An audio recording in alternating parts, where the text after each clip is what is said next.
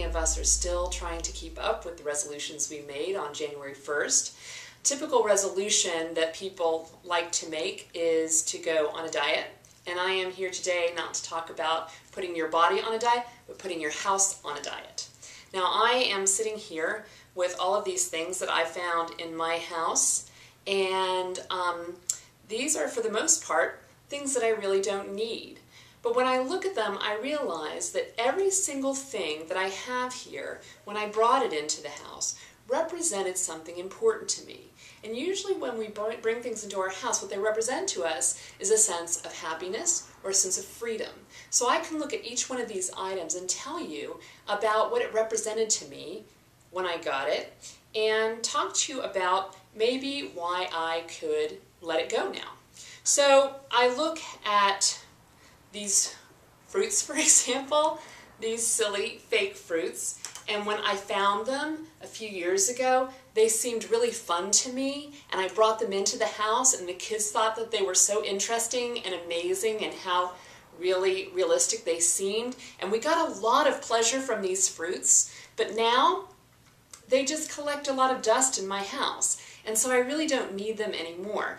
I have these cups that came with meals that I bought, and they seemed, well, at the time, I guess they offered me freedom because I could take them with me wherever I went, and gave me freedom of movement, but now I don't really need these cups anymore.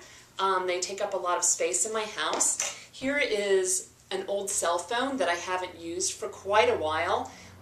It doesn't work. I don't have the charger for it anymore, and of course cell phones give us a lot of freedom when we get them, make us feel really happy. We're able to connect with the people we need to connect with whenever we need to connect with them, but I don't need the cell phone anymore.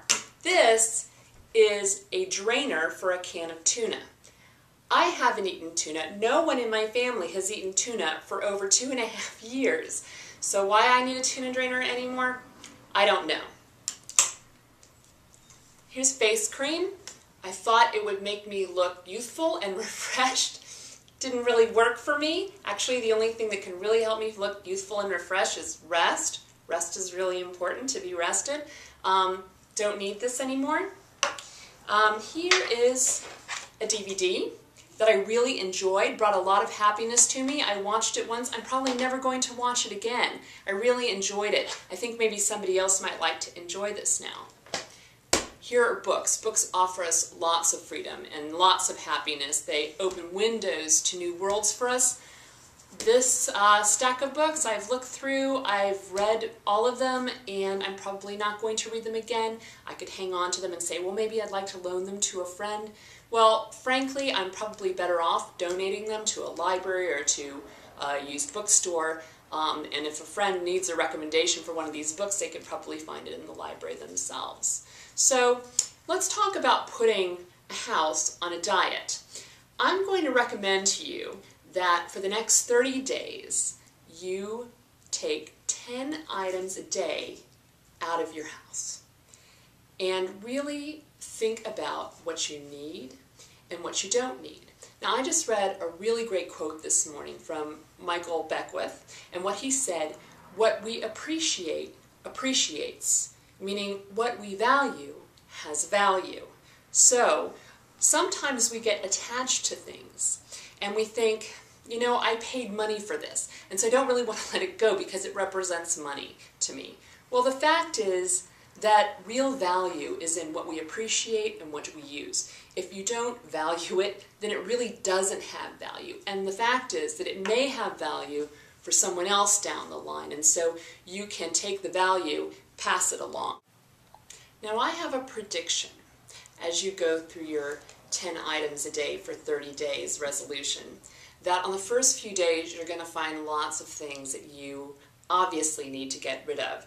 Maybe the plastic cups, maybe the Tupperwares without the lids that are just taking up space. But after a few days, you're going to come up against some serious attachments. And you're going to pick up some things and you're going to have a really hard time letting go of them.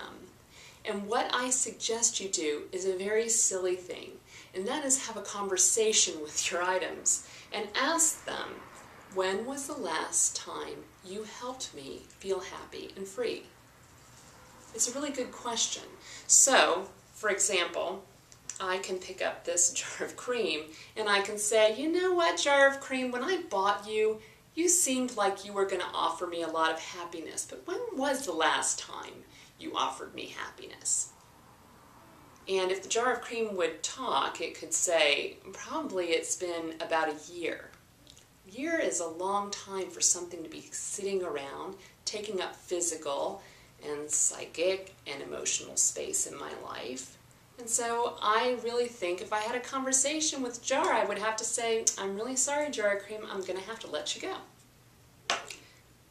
But then there's something like this. Now, this little glass bauble is a bluebird of happiness, and it's something that my parents gave to my husband and I the day that before we got married, and they were out shopping in the town where the two of us got married, and they saw this and they got it for us and they gave it to us as a gift.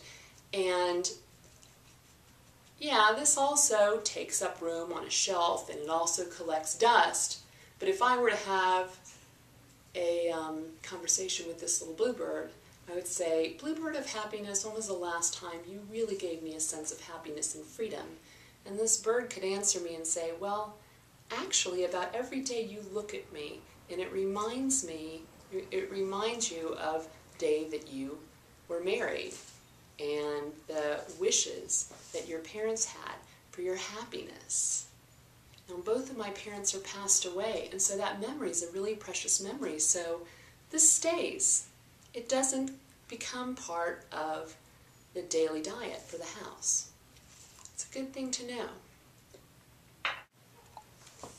There are some things, too, that are going to fall in between the obvious let it go and the obvious keep it. And those are the things that we're really, really not sure whether or not we can live without. Take this video, for example. I really enjoyed it when I watched it. And I am thinking as I have this conversation with this video, maybe the video says back to me, you may want to watch me again. Well, put it on a trial period. And I suggest that you have a bag. And this bag says, try to live without it for 3 months. Now you could have a bag that's try to live without it for a month, or 3 months, or 6 months, or even a year. Take this thing that you're not sure whether or not you can live without, put it in a bag, and check back in 3 months, or 6 months, or a year. When do you go to that bag and say, I need that thing back? Or do you just kind of forget about it?